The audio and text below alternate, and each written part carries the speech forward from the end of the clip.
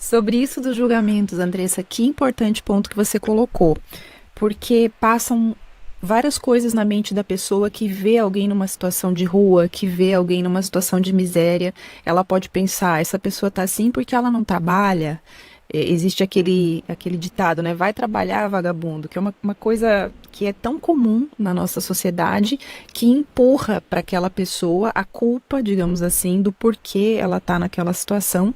E é uma postura insensível, porque não leva em conta que existem muitas situações que podem levar uma pessoa a uma situação de rua, a uma situação de pobreza, e isso poderia acontecer com qualquer um de nós, dependendo da situação.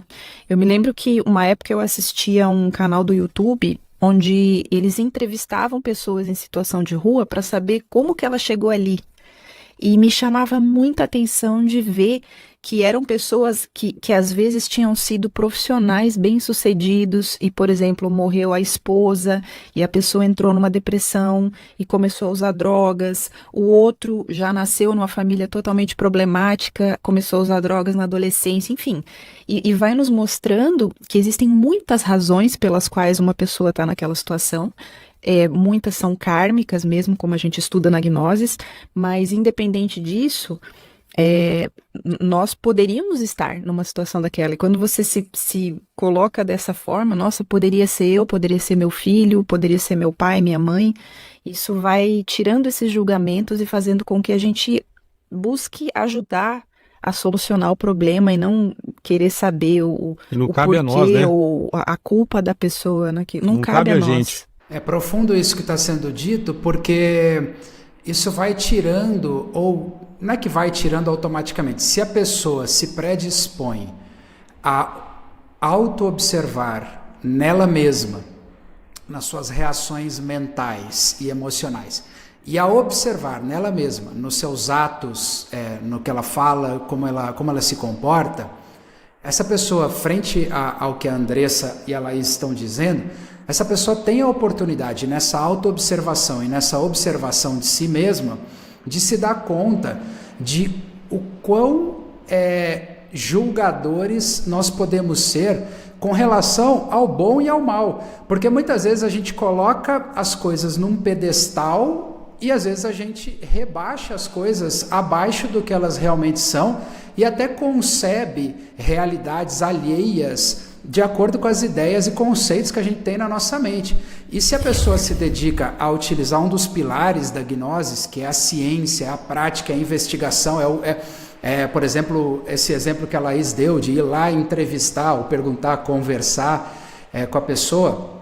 Eu também já tive a oportunidade de fazer isso poucas vezes na vida, mas já tive de conversar com pessoas na rua que vêm me pedir alguma coisa e dialogar com elas, e algumas dessas pessoas realmente têm histórias muito inusitadas que jamais passariam pela nossa mente conceber o porquê ela está ali. Algumas são por escolha, inclusive. Então, tudo isso, né, a gente vai vendo que a caridade, a Andressa falou aí em algum momento que a pessoa que faz a caridade, o protagonista da caridade, ela é muito beneficiada, porque ela recebe, o que a Andressa disse, ela recebe o amor da outra pessoa, mas ela também recebe a oportunidade de conhecer muito sobre si mesmo, sobre seus processos psicológicos, sobretudo nisso que está sendo dito agora. Eu acho que isso também é um bom benefício de se praticar a caridade. E só para concluir o que eu coloquei sobre o karma, que a Andressa mencionou também, que todos nós temos um karma, todos nós estamos passando por consequências de erros do passado, mas isso não muda o fato de que quando alguém nos ajuda, alivia o nosso karma.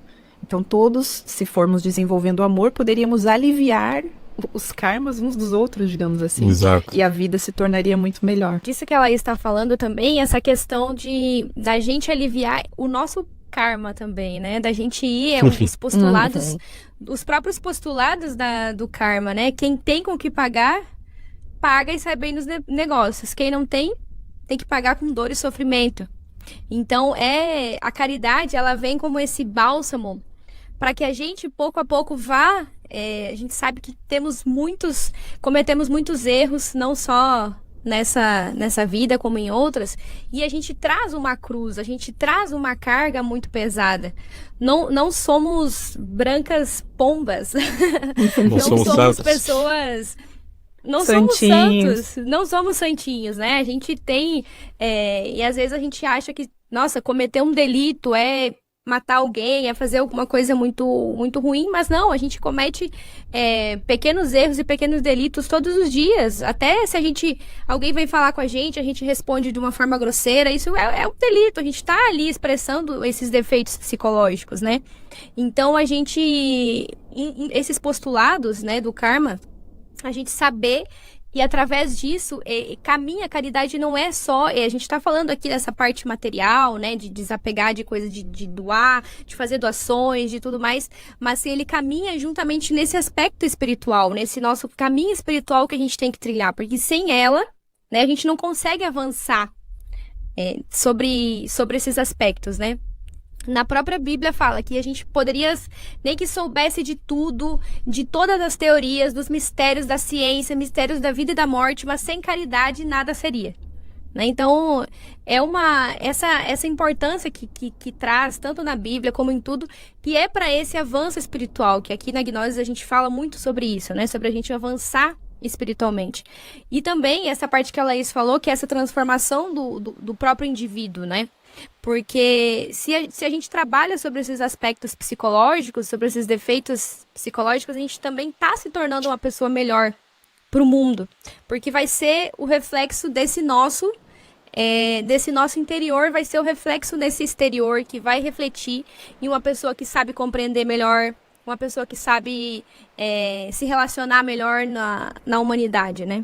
Eu estou gostando nesse momento, porque a gente está fazendo um entrelace com o caminho espiritual. Exatamente. Que é o fundamento da escola gnóstica, né? O fundamento da escola gnóstica, como em diversos episódios aqui nós já tratamos, é o fundamento do caminho espiritual baseado sobre 3 fatores da revolução da consciência.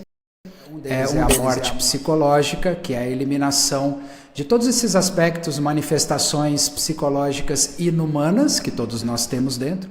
O outro deles é o nascimento espiritual, ambos já foram muito tratados.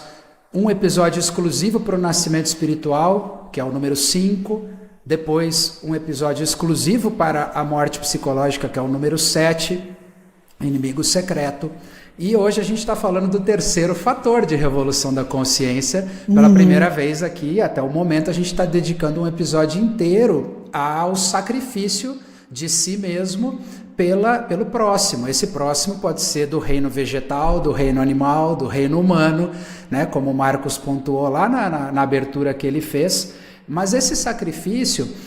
muitas vezes essa palavra ela está estigmatizada e mal compreendida e até mal interpretada no seu sentido literário, né? O sacrifício é um trabalho sagrado, é um sacro ofício, é todo o ofício que a pessoa realiza em prol do sagrado, em prol do humano, em prol do divino, seja para si mesma, seja para qualquer outro ser de qualquer reino da criação. E que vai contra esse lado animal instintivo, né?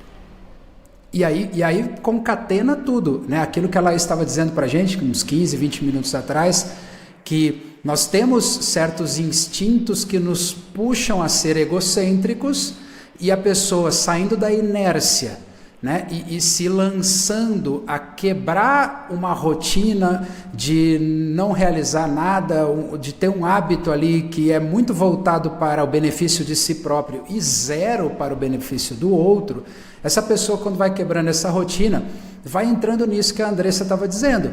Ela começa a receber certas prerrogativas, por exemplo, da lei, da grande lei, que é a lei do karma e do dharma, onde, por estar servindo a vida, servindo ao próximo, ela vai recebendo certos méritos para poder se livrar desses instintos que a Laís citava e ir desintegrando certas partes inumanas da sua psicologia e ir nascendo espiritualmente como um ser humano na sua parte divina. O livro A Caridade Universal, capítulo 3 se chama A Lei do Destino.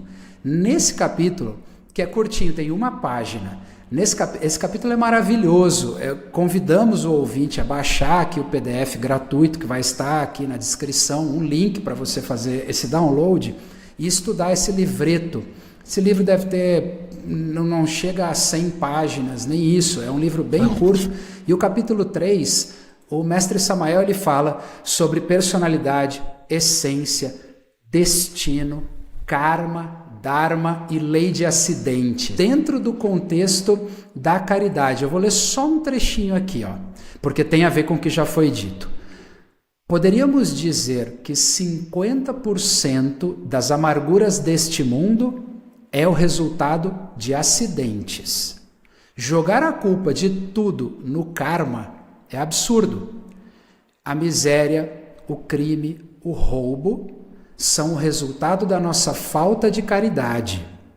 O infeliz que somente conheceu a miséria, que viu sua mãe sofrer e morrer esgotada pela fome, só pode odiar a sociedade, só pode declarar-se inimigo mortal da sociedade.